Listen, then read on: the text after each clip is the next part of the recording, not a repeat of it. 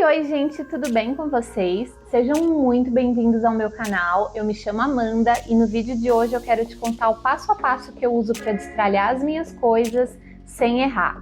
Mas antes da gente começar a falar sobre esse assunto, eu quero pedir para você já deixar o seu like se você gosta desse tipo de conteúdo. Não esquece de se inscrever aqui no canal se você ainda não for inscrito e de me seguir lá no Instagram. Bom, quando a gente fala sobre minimalismo, a gente escuta muito falar sobre destralhe, né? E o que é o destralhe?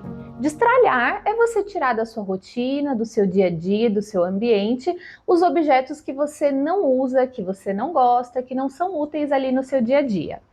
Eu sou uma pessoa que já fez muitos destralhes na vida e eu gosto muito de destralhar. Eu acho que destralhar pode até virar um vício e a gente precisa tomar muito cuidado com isso. Porque quando a gente destralha de maneira errada, a gente pode acabar desapegando de coisas das quais a gente vai sentir falta lá na frente e vai acabar precisando repor.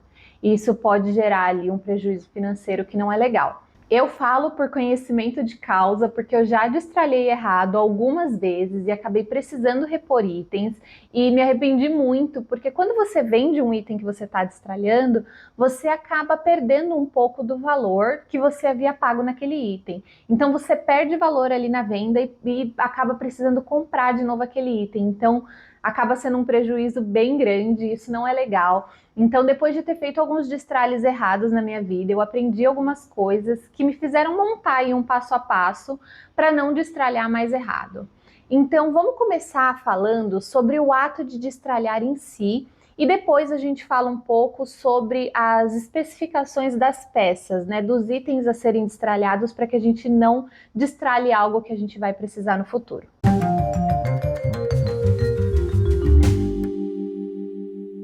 Então, o primeiro passo é: comece por espaços pequenos, não ambientes. Então, quando você for destralhar, evite tentar destralhar, por exemplo, o seu quarto todo, a sua cozinha inteira, a sua sala toda. Procure destralhar pequenos espaços. Então, você vai começar pelo quarto? Ok, mas escolha uma parte do quarto para iniciar o destralhe. Então, hoje eu vou destralhar o guarda-roupa, ou então, hoje eu vou destralhar o baú da cama. Ou então, hoje eu vou destralhar a minha penteadeira. Escolha um espaço menor para iniciar o destralhe. E por que isso é importante, né? Por que a gente deve começar por um espaço menor? Porque o destralhe leva tempo. É cansativo fazer destralhe das coisas. E se você começar por um ambiente inteiro, corre o risco de você fazer uma grande bagunça e acabar se cansando no meio do destralhe. E aí ou você finaliza o destralhe de maneira incorreta, ou você nem termina o destralhe, joga tudo de volta para dentro dos armários e acaba não terminando aquilo que você começou. Então é muito importante que você comece por espaços pequenos para que você consiga dar total atenção e fazer do início ao fim o processo de destralhe da maneira correta.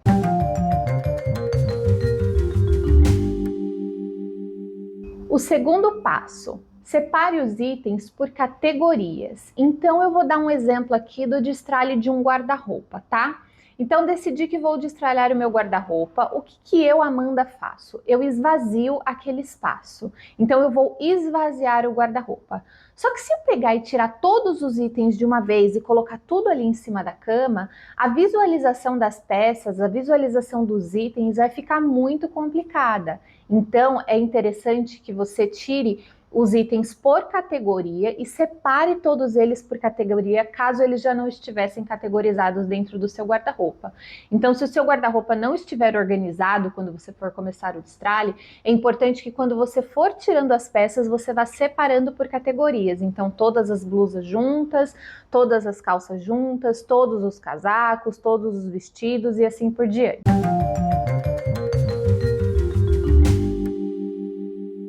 O terceiro passo é a avaliação dos itens, né? Então você vai entender, dentre aqueles itens que você já categorizou, quais itens você usa e quais itens você não usa, quais os itens você gosta e quais os itens você não gosta. E dentre os itens que você não usa, porque os que você não gosta, tá? Então se você não se identifica mais com aquela peça, se aquilo não faz o seu estilo, se aquilo não te serve, se aquilo não tá bom para uso, vai ficar separado para doação ou para venda. E aqueles itens que você gosta, mas você não usa, por algum motivo.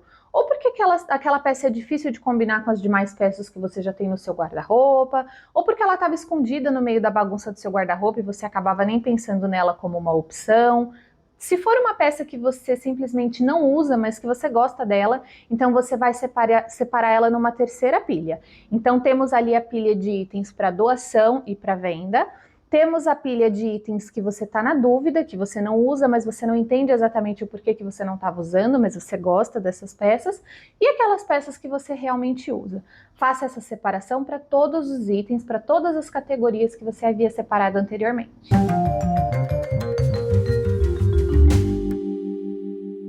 Depois disso, é importante, daqueles itens que você realmente não gosta, separar os itens que serão doados dos itens que serão vendidos. Há quem diga que a gente só deve doar aquilo que a gente usaria, mas eu não acredito nisso, tá?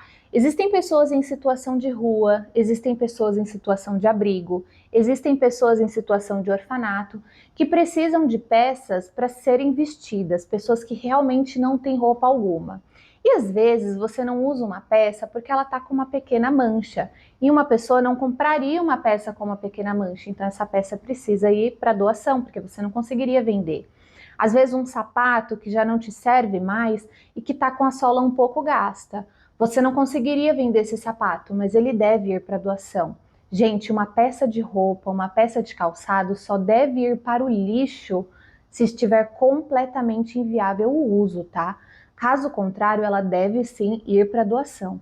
Existem pessoas que não aceitam doação de certos tipos de peças, mas existem pessoas que precisam de doação de qualquer peça que seja que dê para se vestir. Então, independente se a peça está um pouquinho mais velhinha, um pouco esgarçada, com uma mancha, essa peça deve sim ir para doação, tá, gente? Roupa no lixo é algo só em último caso.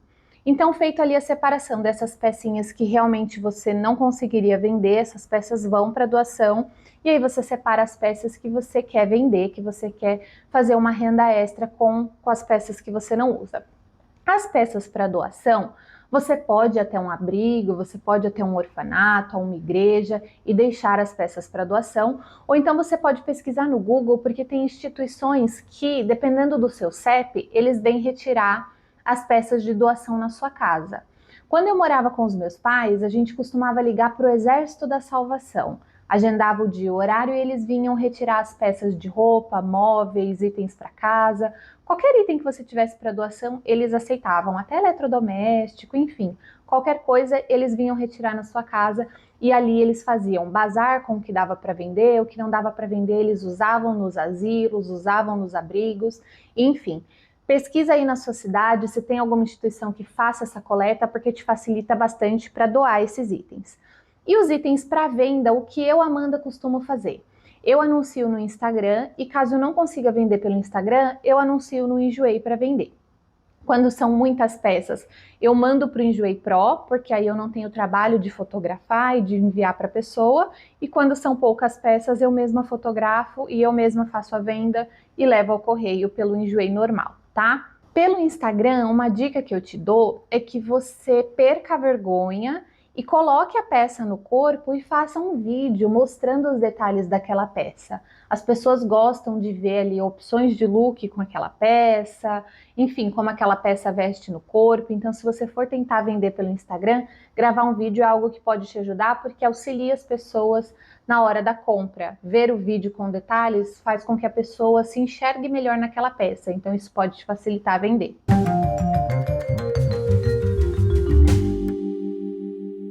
E aí agora, por último, né, te sobrou aquelas peças que você realmente gosta, que você realmente usa, e aí você vai organizá-las no seu guarda-roupa. Então, eu posso gravar um vídeo para vocês sobre a organização de guarda-roupa. Me conta aqui nos comentários se é um assunto que interessa a vocês. O meu guarda-roupa, modéstia à parte, é sempre muito organizado. Eu acho que ele é bem funcional. Então, acho que eu tenho boas dicas para dar para vocês sobre organização.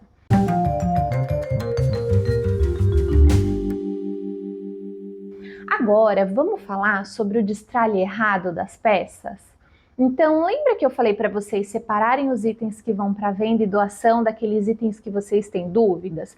Porque aqueles itens que você usa, você sabe que você usa, né? Só que a gente normalmente escolhe mais ou menos as mesmas peças, os mesmos looks, as mesmas combinações, a gente sabe o que a gente gosta de vestir. E sobram aquelas peças que a gente tem dúvida, né? E era aí que eu errava na hora de fazer o destralhe. Às vezes eu tinha dúvida de uma peça e eu simplesmente vendia aquela peça. E depois eu sentia falta e acabava precisando comprar aquela peça de novo, acabava gastando dinheiro, perdendo dinheiro na venda da peça e gastando mais dinheiro para repor aquela peça que eu havia vendido. Então, o que eu, Amanda, faço hoje? Eu separo essas peças que eu tenho dúvida e pesquiso no Pinterest. Então, vamos supor que eu terminei ali o destralhe do meu guarda-roupa e na minha pilha da dúvida ficou uma calça preta, um tênis bege, uma jaqueta de couro e uma regata laranja, certo? Então, ficaram esses itens ali na minha pilha de dúvidas. Eu vou até o Pinterest e pesquiso looks com jaqueta de couro. E aí o que aparecer ali de looks que eu achar que eu me identifico, que combinam com o meu estilo e que eu tenho outras peças parecidas para combinar, né? Porque, por exemplo, de nada adianta eu salvar uma referência lá de um look de jaqueta de couro com uma calça, sei lá, de uma cor que eu não tenho, entendeu? Então, um look de jaqueta de couro com uma calça amarela. Eu não tenho calça amarela, então talvez aquela inspiração não vai fazer sentido para mim. Então, eu vou olhando as inspirações nas quais eu consigo montar a combinação parecida com aquilo e vou salvando na minha pastinha do Pinterest. E aí, após aquele destralhe, eu me esforço para usar as peças que eu fiquei na dúvida dentro daquelas inspirações que eu separei. Se realmente eu ver que eu não gosto, eu me vesti, eu usei, eu não me identifico, não fica bom, realmente não funciona para mim, aí depois de um tempo eu separo aquela peça realmente para vender.